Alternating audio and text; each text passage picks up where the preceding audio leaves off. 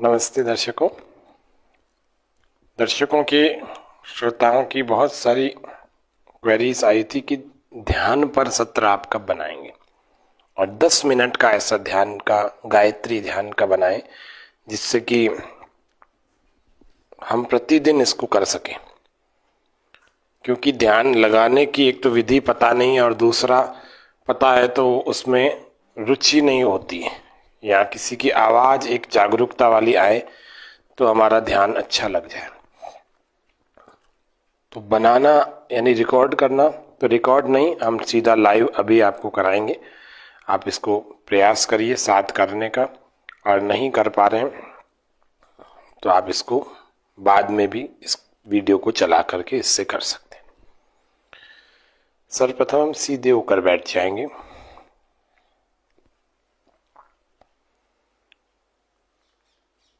कमर, गर्दन, पीठ को हम सीधा रखें।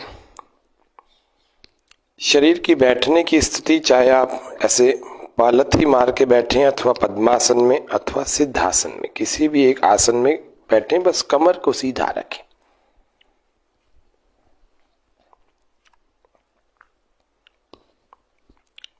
हाथों से मुद्रा हम ऐसे भैरव मुद्रा लगा सकते हैं, ऐसे दोनों हाथों को ऐसे कटोरी बना के अपने गोद में रख सकते हैं, अथवा ध्यान मुद्रा लगा सकते हैं, अपने घुटनों पर ऐसे लगा सकते हैं, पहली उंगली अंगूठे को,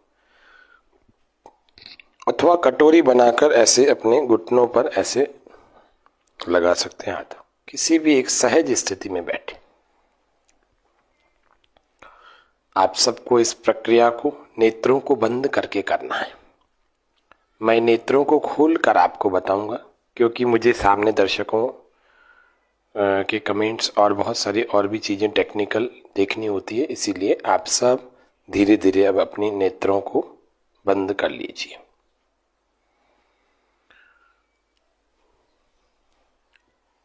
अपने शरीर के प्रति जागरूकता,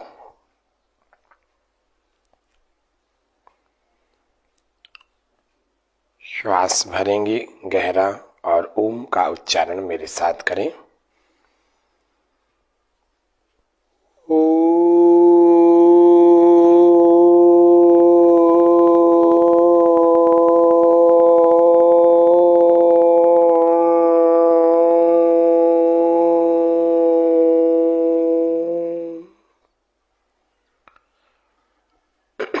पुनः श्वास भरें, ओमकार का नाद।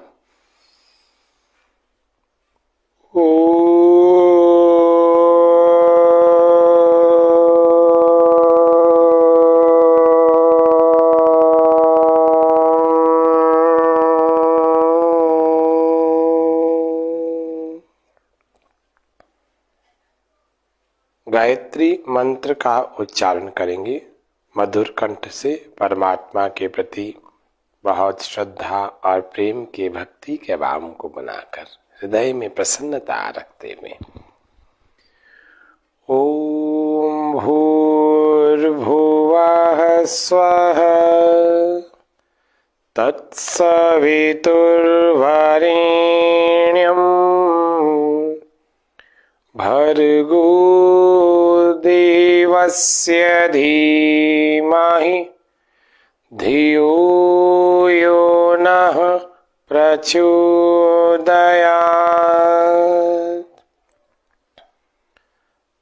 संकल्प लेंगे, हे प्रभु, विविध दुखों की निवृत्ति और आनंद की प्राप्ति के लिए अपने पूर्ण सामर्थ्य से आपका ध्यान करने आपकी शरण में आया हूं। मुझे इस ध्यान में, इस कार्य में सफलता प्राप्त हो, ऐसी कृपा कीजिए।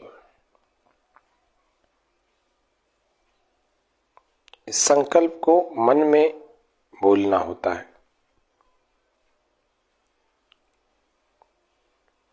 इसके बाद अपने दीर्घ श्वसन अर्थात गहरे श्वासों को हम भरें।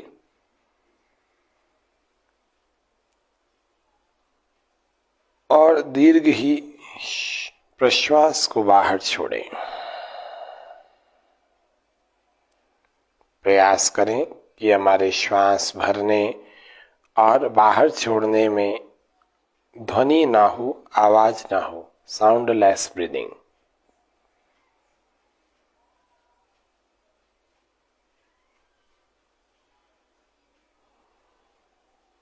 नेत्रों को हम कोमलता से बंद ही रखेंगे। जब तक आपको आंखों को खोलने को न कहा जाए तब तक आपको आंखों को बंद ही रखना।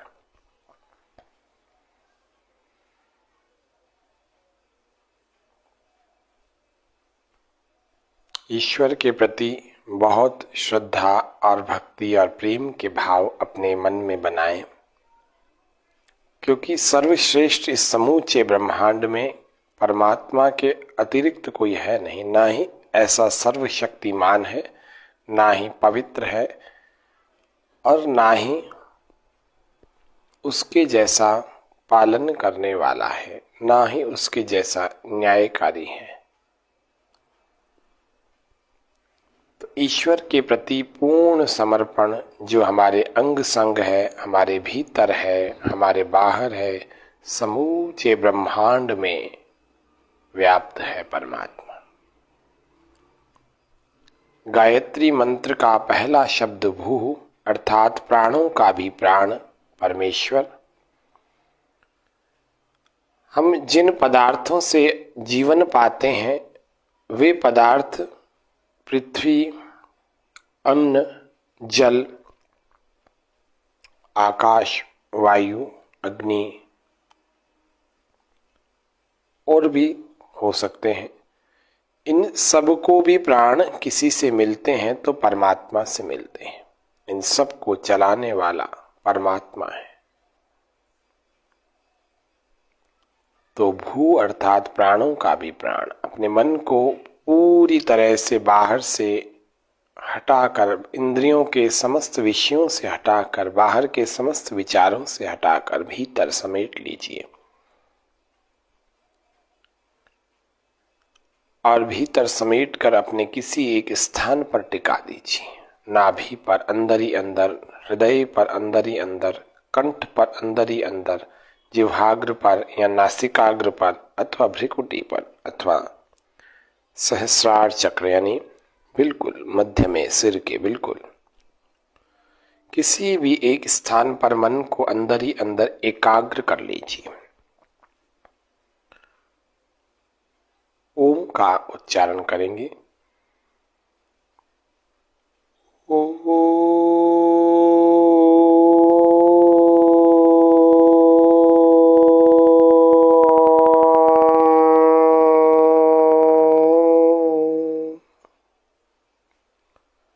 भू अर्थात प्राणों का भी प्राण प्रभु हमारे प्राणों के भी प्राण हैं। भुव दुख विनाशक। ये जितने भी संसार में साधन हमें मिले हैं ये सब हमारे दुखों का विनाश करने के लिए ही तो मिले। ईश्वर ने, परमात्मा ने, परमेश्वर ने, भगवान ने हम सबको दुखों का विनाश करने के लिए बुद्धि नाम का तत्व दिया है। इस संसार भर के तमाम साधन हमें उपलब्ध कराए हैं, शरीर में बल दिया है, एक समझ दी है। हम सब अपने इन साधनों का प्रयोग करके अपने दुखों का विनाश कर सकते हैं। स्व तीसरा शब्द गायत्री मंत्र का। स्व अर्थात सुख स्वरूप और आनंद को देने वाला। सुख स्वरूप जो व्यक्ति प्रतिदिन परमात्मा के बारे में चिंतन करता है, जानने लगता है, जानने का इच्छुक रहता है, यथार्थ में परमात्मा जो वेद में कहा गया, सपर्यगात् शुक्रम अकायम अवृणम अस्नाविरम शुद्धम अपापविद्धम कविर मनीषी परिभू स्वयं भूर्याथा तत्यतो अर्थान व्यददात् शाश्वतीभ्य समाभ्य। विशुद्ध परमात्मा। आज परमात्मा के भी बहुत रूप लोगों ने मिथ्या बना रखे।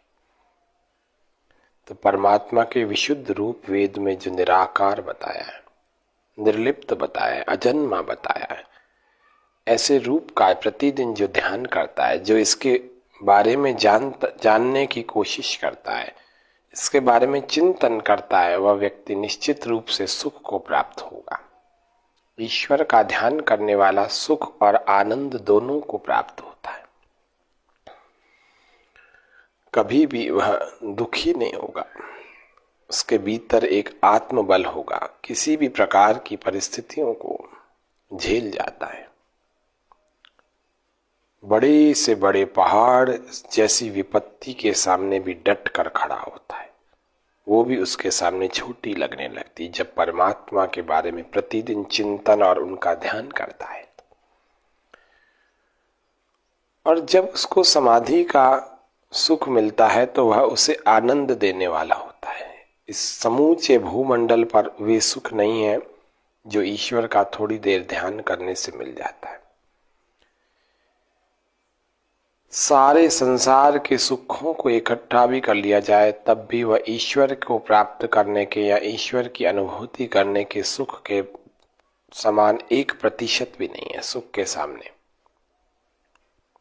1% भी। इसीलिए हम संसार के सुखों की ओर से अपनी इंद्रियों को हटाकर या कम करके अपने स्वयं में भीतर उतर कर परमात्मा के सुख का अनुभव करें।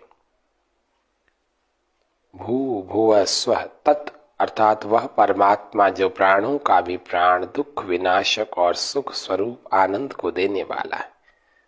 सविता जो सकल जगत की उत्पत्ति करने वाला और समग्र ऐश्वर्यों को देने वाला है। सारा संसार किसने बनाया? नदियां, झरने, पहाड़, पर्वत, हिमालय, रेगिस्तान, ये सब परमात्मा की विशेष कृपा से इस पृथ्वी पर हम देख रहे हैं। ये सुंदर सुंदर पुष्प है, इनके अंदर ऐसी अद्भुत खुशबू है, सुगंध है, भीतर से आनंदित कर देती है कब जब इनको सूंघते हैं तो। इतने सुंदर दृश्य किसने बनाए? परमात्मा ने बनाए। तत्सवितु, सविता यानी सकल जगत की उत्पत्ति करता। देखो कितना सुंदर संसार बनाया। तो सोचो जिसकी रचना इतनी सुंदर हो, कितना सुंदर होगा। तो उसका ध्यान करें, इस संसार का ध्यान ना करें। कमर सीधी रखें, गर्दन को, पीठ को सीधा रखें, अपने मन को उसी धारणा स्थल पर एकाग्र करें जिस पर अभी हमने किया था।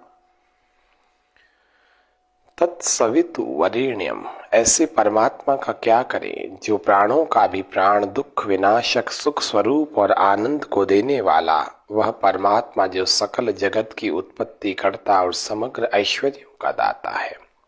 वरेण्यम, वर्ण करने योग्य है वह परमात्मा, उसका हम प्रतिदिन वर्ण करें।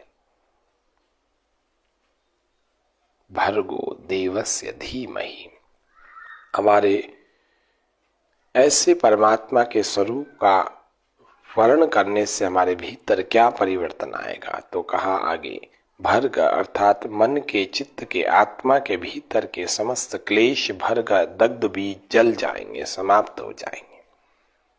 देवस्य, ऐसे दिव्य स्वरूप का क्या करें? ध्यान करें। उस परमात्मा का हमें ध्यान करना चाहिए जिसके बारे में गायत्री मंत्र में विस्तार से वर्णन किया गया है। धीमहि, धियो यो नः प्रचोदयात्, उसका ध्यान करने से क्या होगा? हमारी बुद्धि और हमारे कर्म सब उत्तम मार्ग में प्रेरित होंगे। उत्तम मार्ग, बुद्धि का उत्तम मार्ग यदि हमें मिल जाए तो निश्चित रूप से हमारे लिए कल्याण ही कल्याण है। इसीलिए हम प्रत्येक दिन प्रातः काल भोर में उठकर ईश्वर का ध्यान अवश्य करें। अब थोड़ी देर एकाग्रता से उस सर्वरक्षक परमात्मा का चिंतन करें। ये चिंतन आपने सुना, अब कर रहे हैं। आंखें बंद रखें, ओमकार का नाद श्वास भर के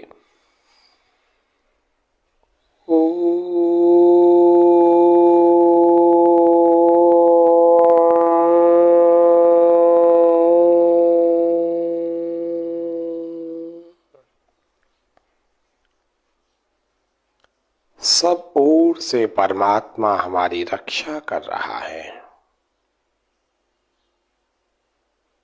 हमें भयभीत होने की तनिक भी आवश्यकता नहीं है।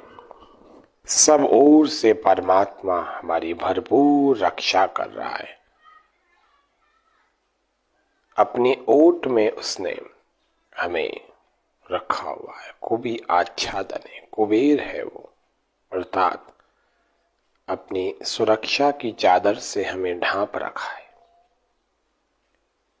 इसीलिए जैसे माता की गोद में संतान निश्चिंत और निर्भय हो जाती है, ऐसे इस ध्यान में बैठकर आप भी ऐसा सोचो कि सारे संसार के पिता, जो मेरे सबसे निकट हैं, जो मेरे मित्र हैं, उनकी सुरक्षा, उनके सुरक्षा कवच में बैठा हो। वे सबकी सब ओर से सब स्थानों पर और हर समय रक्षा करते हैं।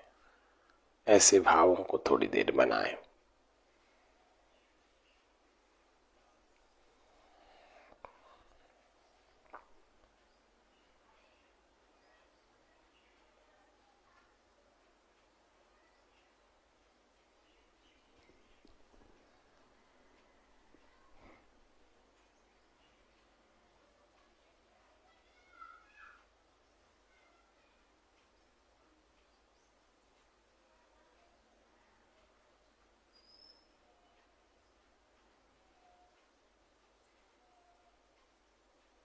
ऐसे शांत होकर इस चिंतन को हम ऐसे 1 मिनट से लेकर और भी बढ़ा सकते हैं अपने समय के अनुकूलता से।